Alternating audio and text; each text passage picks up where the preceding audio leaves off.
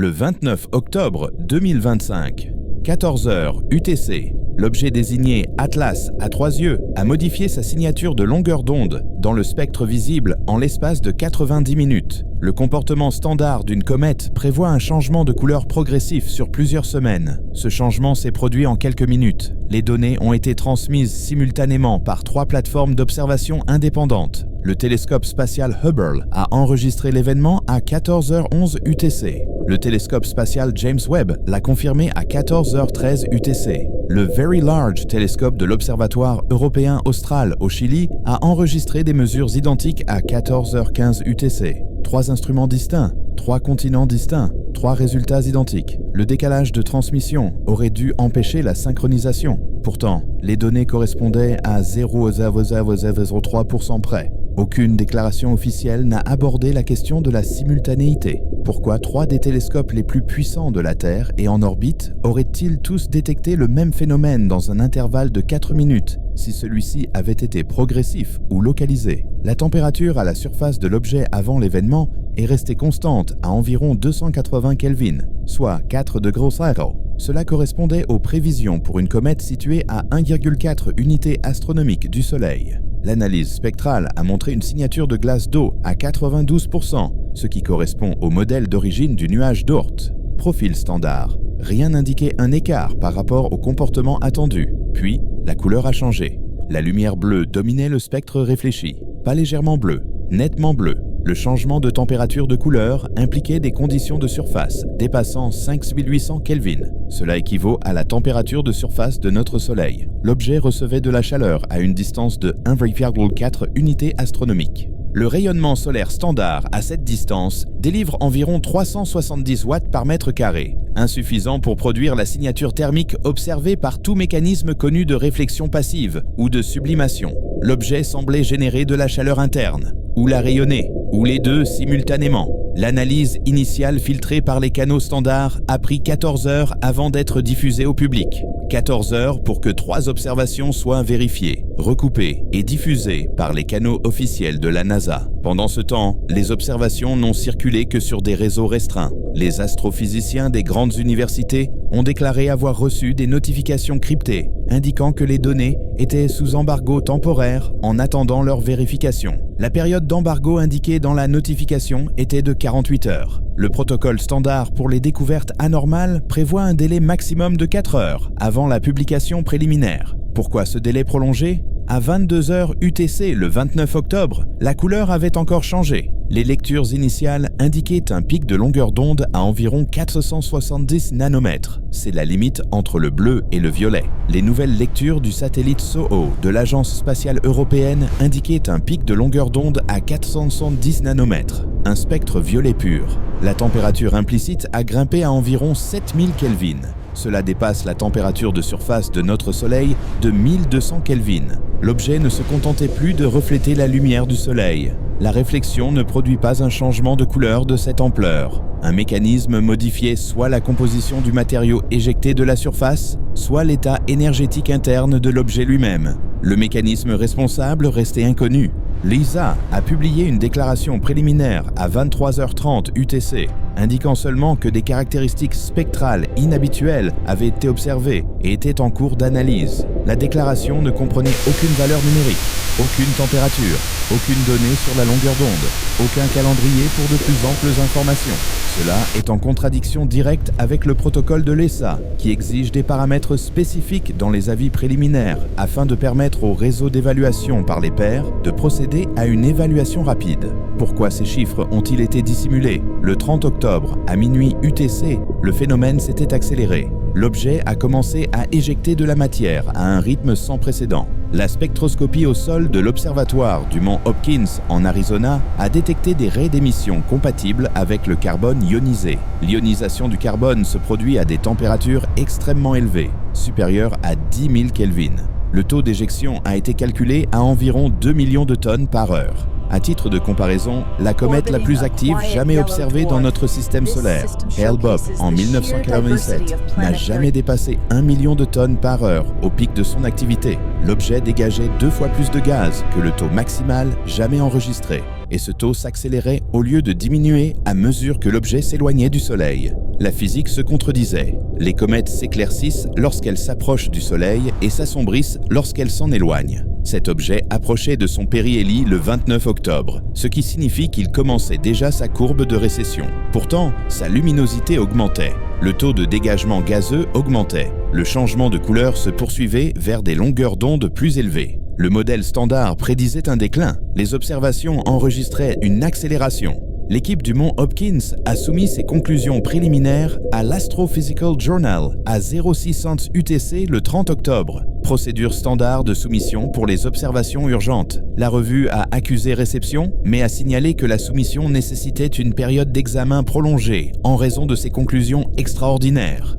Un examen prolongé pour une mesure spectroscopique simple signifie une habilitation de sécurité supplémentaire. Quelqu'un avait contacté la revue avant la publication. Quelqu'un ayant le pouvoir de retarder l'examen par les pairs. L'équipe du Mont Hopkins n'a jamais reçu de notification officielle indiquant qui avait pris contact ni pourquoi une sécurité supplémentaire avait été jugée nécessaire. Le 31 octobre, 20 heures après le changement de couleur initial, le Bureau central des télégrammes astronomiques de l'Union astronomique internationale n'avait publié qu'une brève circulaire. CEBAT 25168. La circulaire indiquait simplement que l'Atlas, à 3 yeux, présentait un comportement photométrique anormal. Les observations se poursuivent. Aucun paramètre, aucun calendrier, aucune recommandation à la communauté astronomique pour donner la priorité aux observations. Une découverte de comète de routine fait l'objet d'une notification plus détaillée que celle-ci. Pourquoi le bulletin était-il intentionnellement vague ? Des observatoires indépendants ont commencé à communiquer leurs propres données par des voies détournées. Les données convergeaient vers une seule conclusion impossible. La luminosité de l'objet avait été multipliée par 5000 en 72 heures. Les modèles standards prévoyaient une augmentation de la luminosité d'environ 400% au maximum pendant une phase d'approche comparable. L'observation était 12 fois supérieure à la valeur maximale prévue. L'écart ne pouvait être attribué à une erreur de mesure. Les données provenaient de 13 sources indépendantes, opérant sur 3 continents. 13 observateurs utilisant des instruments différents ne pouvaient pas produire simultanément une erreur identique dans la même direction.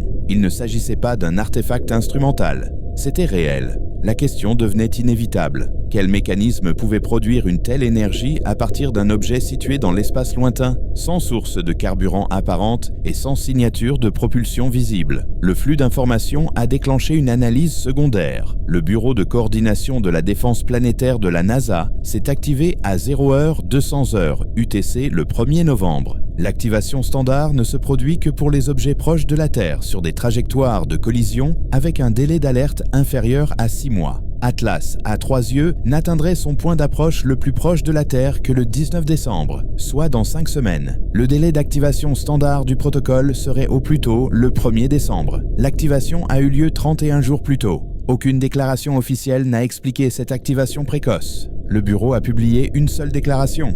Atlas, à 3 yeux, poursuit sa trajectoire prévue vers le périhélie. Le 29 octobre est déjà passé. L'objet est maintenant en phase de récession. Les anomalies spectrales détectées sont en cours d'analyse. Aucun changement n'est à signaler pour l'instant en matière d'évaluation des menaces. La surveillance est assurée par le groupe de travail international de coordination. La déclaration a confirmé que le changement de couleur avait été officiellement observé. Elle a confirmé les anomalies spectrales. Elle a confirmé que le groupe de travail assurait la surveillance. Elle n'a rien dit sur la source d'énergie. Elle n'a rien dit sur les implications en matière de température. Elle ne mentionnait pas l'augmentation impossible de la luminosité. La déclaration était techniquement exacte, mais ne communiquait en réalité rien. Il s'agit de la méthode standard de contrôle de l'information lorsque la suppression totale est impossible. Confirmer le minimum, ne rien expliquer, maintenir l'ambiguïté. Le public lit la déclaration et oscille entre « ils l'ont confirmé, donc cela doit être grave » et « ils ont dit que c'était routinier, donc cela ne doit pas être grave ». L'ambiguïté elle-même devient le message. La déclaration contenait également un calendrier précis. Le 29 octobre était déjà passé. L'accent était mis sur le passé. Cela impliquait que les anomalies étaient des événements historiques désormais terminés. En réalité, les données montraient que les anomalies s'accéléraient et non qu'elle se terminait. La déclaration était délibérément trompeuse dans sa formulation de la séquence temporelle. Le passé était factuellement incorrect, mais stratégiquement utile. Il présentait le phénomène comme terminé plutôt que comme en cours. Il présentait la surveillance comme une maintenance de routine plutôt que comme une réponse à une crise. Il présentait l'analyse continue comme une procédure normale plutôt que comme une enquête d'urgence. La supercherie était évidente pour quiconque lisait attentivement. La question était de savoir si le grand public lisait attentivement ou acceptait la formulation superficielle. La réponse historique est que la formulation superficielle domine la perception du public. La déclaration officielle avait fonctionné. Le récit de la crise a été supprimé au profit d'un récit de routine, malgré des preuves observables contredisant la formulation de routine. Pourtant, les contradictions ont continué à s'accumuler.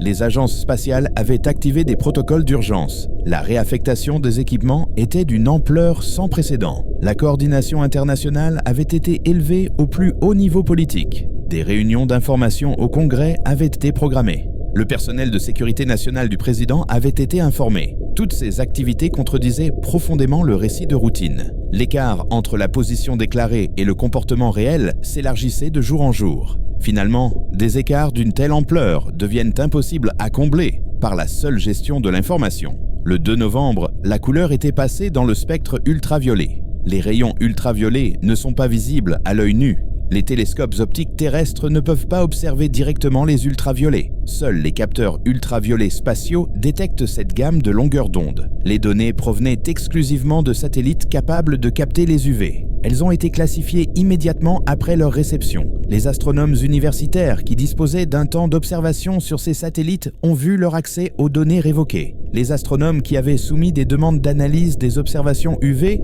ont été informés que leurs demandes étaient rejetées en attendant l'examen de la classification. L'examen de la classification des données scientifiques prend généralement 3 à 6 mois. Le calendrier de l'examen n'a jamais été établi. La question est devenue urgente. Si la caractéristique la plus fondamentale de l'objet, à savoir sa couleur et sa signature thermique, n'était désormais observable que par des canaux classifiés, quel était le statut réel des connaissances publiques sur cet objet? Nous l'observions ensemble. 3 équipes distinctes sur 3 continents avaient confirmé le changement de couleur en temps réel. Les données existaient simultanément à plusieurs endroits. Pourtant, elles ont été classifiées au moment où une vérification indépendante devenait cruciale. C'est là que 2 enquêtes parallèles sont apparues. L'une portait sur l'objet lui-même, l'autre portait sur l'infrastructure informatique entourant l'objet. La deuxième enquête s'avéra plus importante que la première.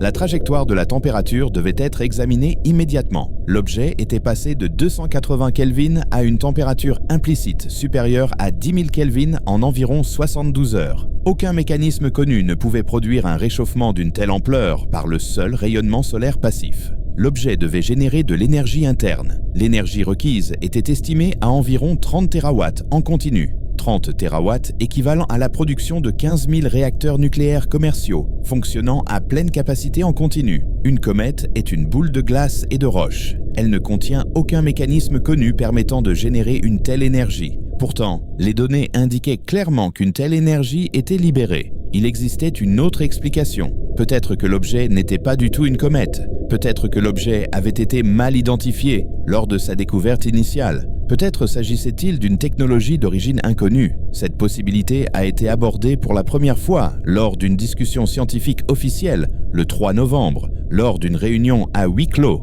de l'American Astronomical Society. La réunion était réservée aux membres disposant d'une habilitation de sécurité de niveau 3. La discussion a été consignée uniquement dans des procès-verbaux classifiés. La décision a été rendue publique par les voies officielles le lendemain. Toutes les analyses astronomiques ultérieures de l'Atlas à 3 yeux seraient menées exclusivement par le groupe de travail restreint. Aucune recherche indépendante ne serait autorisée. Aucun article universitaire ne serait soumis à des revues. Aucune présentation ne serait faite lors de conférences. Cette restriction était justifiée par la nécessité d'éviter de semer prématurément la panique dans l'attente de la vérification des résultats. Il s'agit là d'un langage bureaucratique pour désigner la suppression d'informations.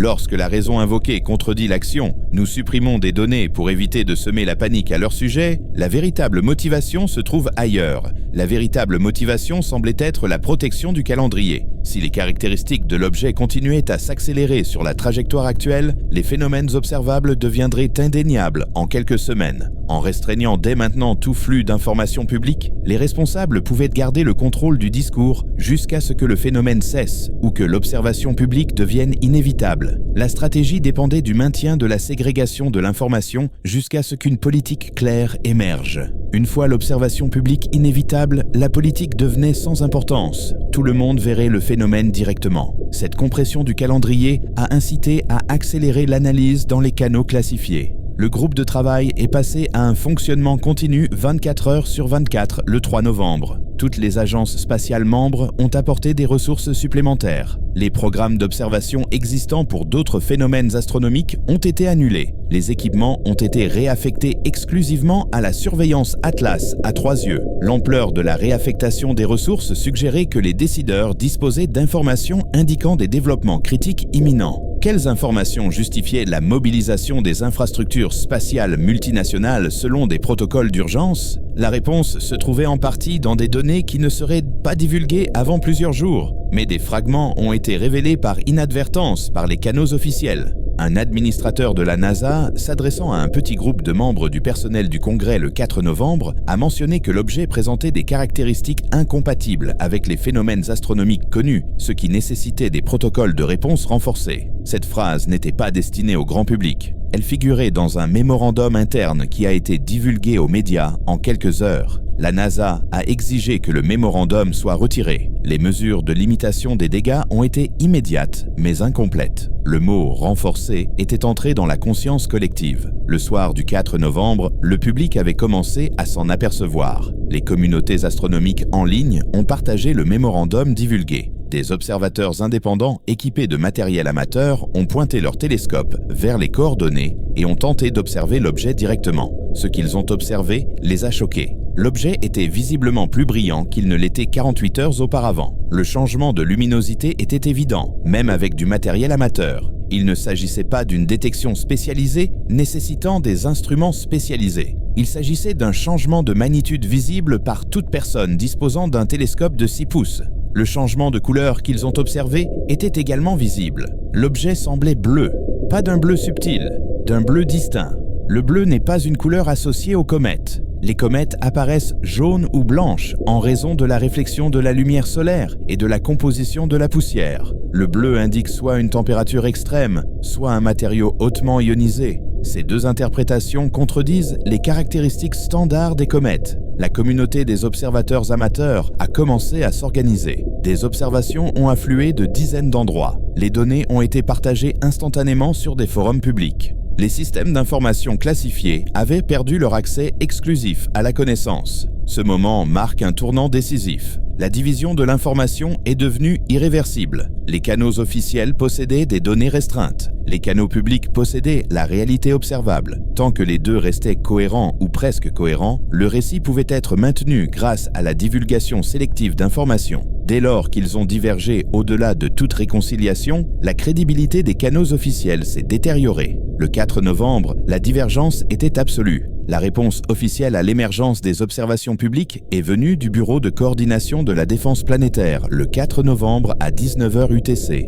Une déclaration a été publiée sans conférence de presse. La déclaration était rédigée sous la forme d'un avis de routine. Atlas à 3 yeux poursuit sa trajectoire prévue vers le périhélie. Le 29 octobre est déjà passé. L'objet est maintenant en phase de récession. Les anomalies spectrales détectées sont en cours d'analyse. Aucun changement dans l'évaluation de la menace n'est à signaler pour le moment. La surveillance est poursuivie par le groupe de travail international de coordination. La déclaration confirmait que le changement de couleur avait été observé officiellement. Elle confirmait les anomalies spectrales. Elle confirmait que le groupe de travail surveillait la situation. Elle ne disait rien sur la source d'énergie. Elle ne disait rien sur les implications en termes de température. Elle ne disait rien sur l'augmentation impossible de la luminosité. La déclaration était techniquement exacte tout en ne communiquant pratiquement rien. C'est la méthode standard de contrôle de l'information lorsque la suppression totale est devenue impossible. Confirmer le minimum, ne rien expliquer, maintenir l'ambiguïté.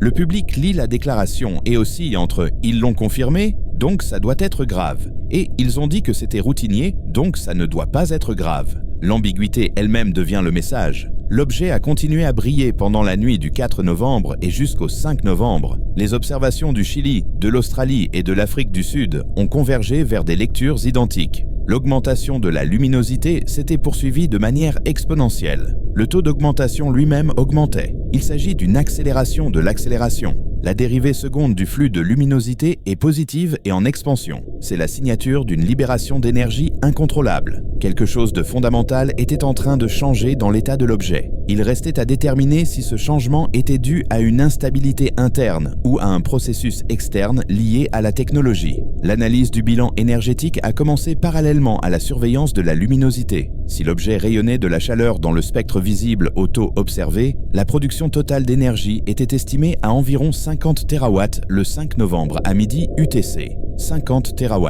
Cela équivaut à la capacité totale de production d'électricité de l'ensemble des États-Unis multipliée par 40. C'est plus que toute la puissance générée par la civilisation humaine à partir de toutes les sources combinées. Un morceau de roche et de glace dans l'espace interstellaire générait une puissance supérieure à celle de la civilisation industrielle de toute une planète. La physique de cette situation dépassait la compréhension astronomique standard. Le processus d'examen par les pairs de ces données avait déjà été compromis. Les revues avaient bloqué leurs publications. Les conférences avaient annulé leurs sessions. Le groupe de travail avait pris le contrôle du flux d'informations. En quelques heures, des analyses non officielles sont apparues sur des blogs de recherche et des forums de physique. Les réseaux d'astronomes amateurs avaient commencé leurs propres analyses spectroscopiques. Les données étaient de qualité inférieure à celles des professionnels, mais suffisantes pour tirer des conclusions de premier ordre. Toutes les analyses indépendantes aboutissaient à la même conclusion. L'objet ne se comportait pas selon les lois de la physique standard. L'objet ne se comportait pas selon les lois de la physique des comètes exotiques. L'objet ne se comportait selon aucun mécanisme naturel connu. Le 5 novembre à 18h UTC, 3 nations distinctes avaient convoqué des sessions d'urgence de leur Conseil de sécurité. Le Conseil national de sécurité des États-Unis s'est réuni à la Maison-Blanche. Le Conseil de sécurité de la Fédération de Russie s'est réuni à Moscou. La Commission militaire centrale de Chine s'est réunie à Pékin. Les réunions étaient classées confidentielles. Aucune annonce officielle n'a été faite. Le fait que 3 structures militaires et de sécurité distinctes aient atteint simultanément le seuil d'activation indiquait qu'elles avaient toutes reçu des renseignements identiques ou étaient parvenues à des conclusions identiques de manière indépendante. Aucune de ces 2 possibilités n'était rassurante. La rapidité de la réponse internationale dépassait de 10 fois le protocole normal. La coordination normale de la sécurité nationale pour les phénomènes spatiaux implique plusieurs jours de communication diplomatique. Cette réponse s'est produite en quelques heures. L'accélération du calendrier suggérait soit une connaissance préalable de la possibilité, soit une confiance extrême dans l'évaluation de la menace. La question de la menace elle-même restait indéfinie. Menace de quoi? Contact? Collision? Libération d'énergie? Les communications classifiées ne le précisaient pas. Le groupe de travail a publié une deuxième déclaration à 20h UTC le 5 novembre. La déclaration était plus courte que la première. Atlas à 3 yeux présente une accélération compatible avec le dégazage de matière cométaire. L'analyse se poursuit. Aucun calendrier n'a été fourni. Aucun paramètre n'a été proposé. La déclaration s'est écartée de la position précédente, selon laquelle l'objet était en phase de récession. Les objets en phase de récession n'accélèrent pas. La nouvelle déclaration reconnaissait implicitement l'accélération, mais l'attribuait au dégazage. Dégazage de quoi? Vapeur d'eau? Dioxyde de carbone? Composé de cyanure? La déclaration ne fournissait aucune précision. L'absence de précision suggérait que l'analyse était encore incomplète ou que des résultats incomplets étaient dissimulés. Le 6 novembre, la situation s'était figée dans une impasse. Les canaux officiels maintenaient la restriction de l'information. Les canaux publics avaient mobilisé un réseau d'observation mondial. Des milliers d'observateurs indépendants suivaient l'objet. La qualité des données provenant de sources professionnelles était supérieure, mais le volume provenant de sources amateurs créait une redondance. Si les données professionnelles étaient supprimées, les données amateurs permettraient toujours la reconstruction. La stratégie de suppression de l'information était devenue mathématiquement impossible. Le phénomène était trop lumineux, trop accessible, trop largement observable. Le dissimuler par le cloisonnement ne fonctionnait plus. La stratégie a changé. Au lieu de cacher le phénomène, les canaux officiels ont commencé à gérer le discours sur le phénomène. Cette transition a marqué un tournant psychologique décisif, l'acceptation du phénomène comme réel et indéniable, le passage du contrôle de l'information sur le phénomène au contrôle de son interprétation. C'est à ce moment que la stratégie de gestion de crise est passée de la suppression à la mise en cadre. Que signifie le phénomène? Comment le public doit-il l'interpréter? Qui contrôle cette interprétation? Ces questions deviennent centrales lorsque le contrôle de l'information devient impossible.